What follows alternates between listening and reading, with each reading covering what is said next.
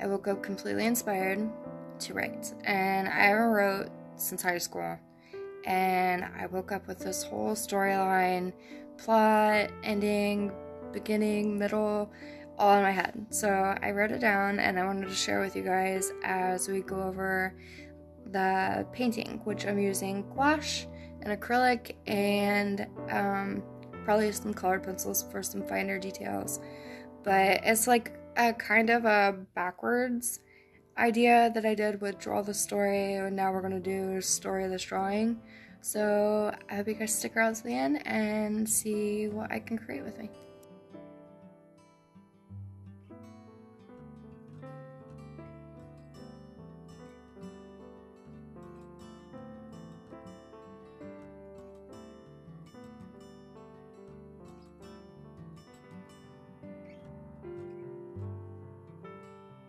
The rooster crows at the crack of dawn, and Amber Ray's eyes fly open with excitement. Today is the day. Finally, she squeals as she untangles herself from amongst the silk sheets.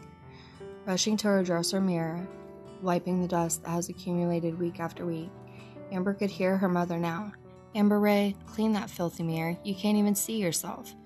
But this morning, Amber could see just fine. She sees exactly what she was hoping for.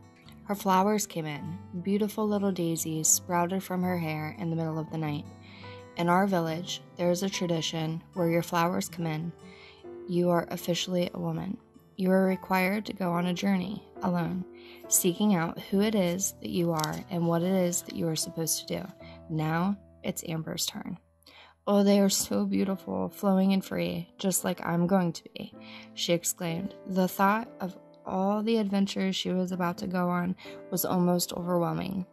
Without hesitation, Amber Ray starts packing, emptying out the childish contents inside her bag. A dolly, plant growth boosters that her older cousin gave her. She had to pinky swear and lock it 3 times, promising she'd never tell them if she got caught. Last thing in the bag was a journal, the journal where she kept all her secrets, hopes, and dreams. How silly they all seemed now that she's a woman with beautiful flowers, a woman going on her own journey. "No need for this silly thing anymore. I'll have to remember to grab a new one on my way out," she stated as she tucked it away in her bedside drawer. Gathering and packing up her items, a canteen, clothes, map, and a compass. Stuffing them in her bag, Amber looks around her room, taking into account all the things she'll be leaving behind. "Will I even recognize all of this when I return?" she wondered, as she fondled the hem of her acorn curtains that she's had since she was just a little one. "That should just about do it," she exclaimed as she threw her bag over her shoulder and headed downstairs. The smell of homemade bread and apple porridge filled the lower level. The cinnamon and butter danced in her nose, causing her mouth to water and belly to grumble. Turning the corner, she could hear her mother singing as she prepared our morning meal.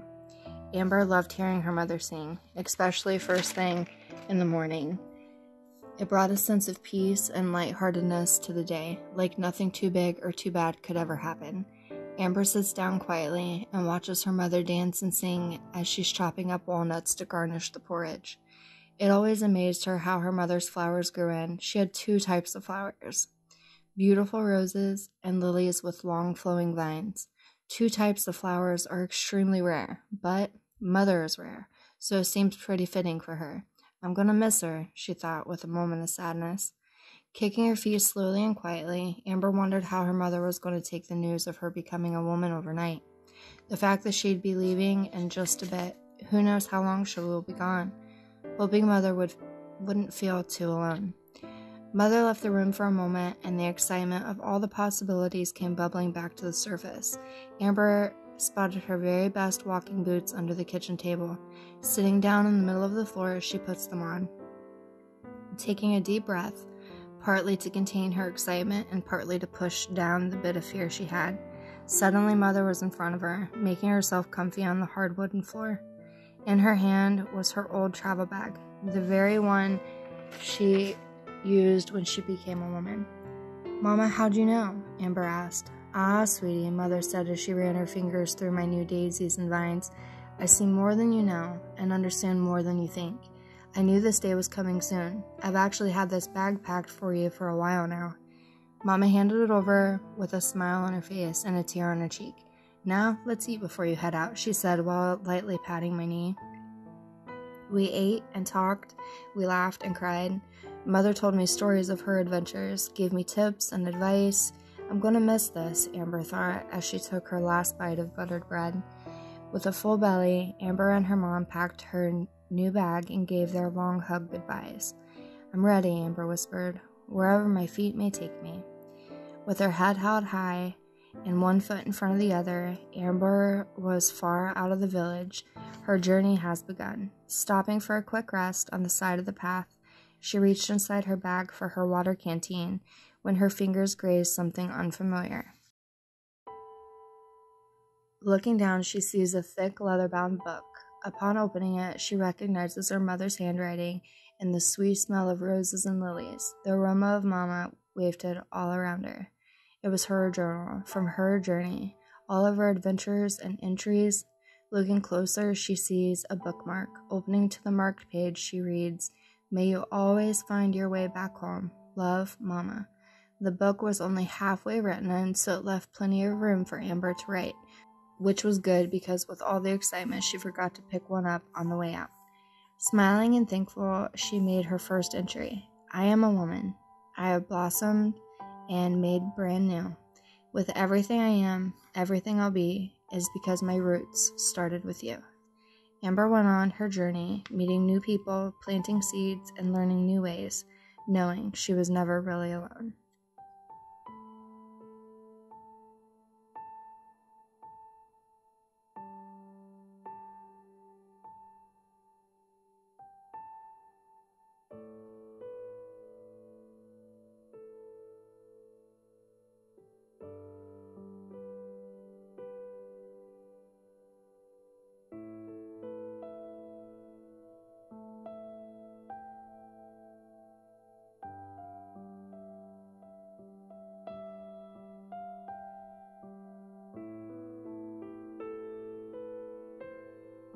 I really enjoyed recreating this little bag that Amber got from her mom. The little details and the shadow that we got going on here. It was fun to recreate that old leather bag effect. I really enjoyed making stories for you guys. It brought back such a nostalgic feeling for me. I used to create stories in high school, and I had a whole little binder full of them. Ended up pitching it out one point in time. I still regret it to this day. Here I'm just adding a background with acrylic, but it didn't feel like recording all of it, so we're here now. I went through and I just touched up all the little edges, deepened the shadow, added line art to the whole scene with like a darker shade of the paint that I had used, and just added a little bit of depth and detail to it. Cleaned up the edges a little bit where I couldn't get the gouache to quite perform the way that I wanted it to. I think I added a nice touch to it. Made it look cleaner, a little bit neater.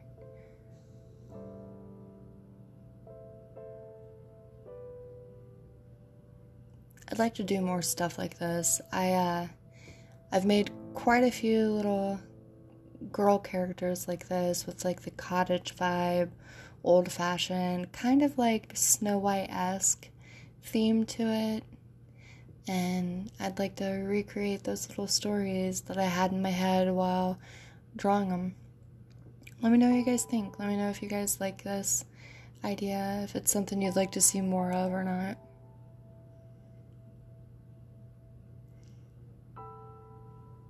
It was actually a lot more time consuming than I thought it'd be, going in with all the little details on here. But it was worth it in the end. I think it really made it pop, especially on these branches, on the leaves. My lead broke. I couldn't even tell you how many times while doing this. I got rather a rather heavy hand when it comes to colored pencils. But Prismacolor has a pretty soft lead. It's a very opaque colored pencil, but it's soft lead, so it tends to break easier. And the one thing I don't like about gouache is it's, for me anyway, it's kind of hard to get a completely flat coverage on it. It might just be the way I'm using it. But overall, I think it looks pretty good. Just defining all these little spots here and there, touching it up.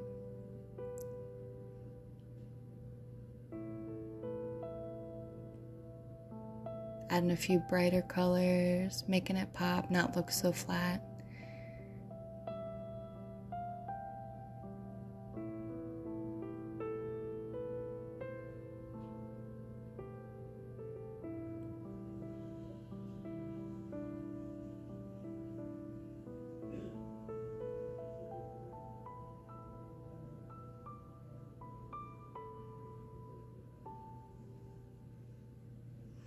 Adding some shadow underneath everything.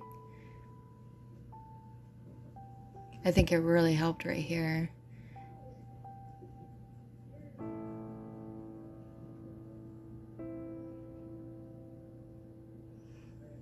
I like adding pinks around the eyes and the nose and the ears. As I'm looking at her eye, I think it's the right side looks a little off, but it's okay. She's still cute. Defining all these little folds and wrinkles on her sleeve. One day, I'd like to do like a little short story book with all my little creations. You know those like fairy tale books, the like Mother Goose. They had like the gold sides on the pages. I loved that when I was younger. It'd be really neat to create something like that in my own style.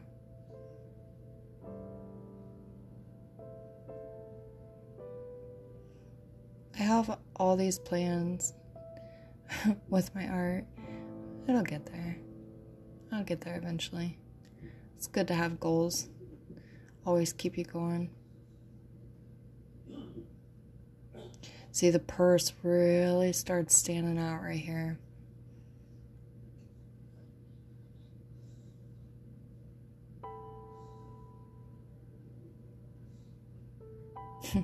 See my hand swipe? I swipe while I'm drawing a lot. I don't know why. I think it's a habit. See?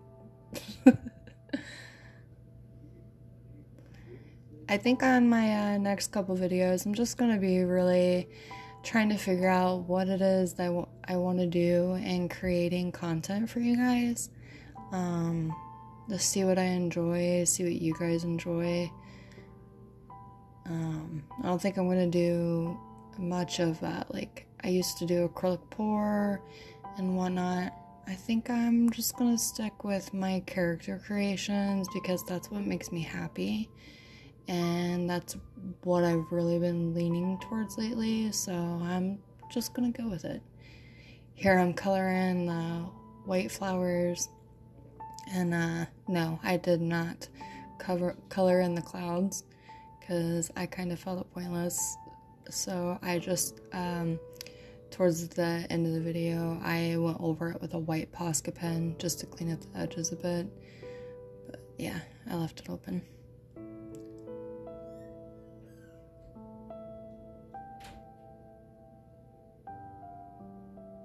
Add a little bit of depth and shadow to her eyes. Little details on her face. Here I tried to fix up her eyebrows because they were not even. But it's okay. That's alright. My eyebrows ain't even either. Did anybody else like over pluck their eyebrows? I was a 90s baby, and them thin eyebrows were definitely in. And they were overplucked, so now I like let them grow in, and they just didn't really grow in evenly, so yeah, Trying to get a clean edge. It buckled right there, so yeah. I think I touched that up with a Posca pin too. But it's so satisfying to see your creation look so clean cut when it's done. It just adds to that final sense of being finished, a little bit of perfection. It's nice. It's a nice feeling. I really enjoyed this. I want to do some more of it. Maybe not this big all the time, but I definitely want to add a sense of accomplishment that I've needed for a while now. A little bit of juicy highlights. Don't mind my lighting. I really tried on this video. Some highlights help a lot. But this is it, guys. This is what I made. It's not perfect, and always, like, I can, now looking at it, I'm like, I should go and touch it up. I should do it. But I think I'm going to leave it alone. I think I'm going to leave it alone and let it speak for itself. You know?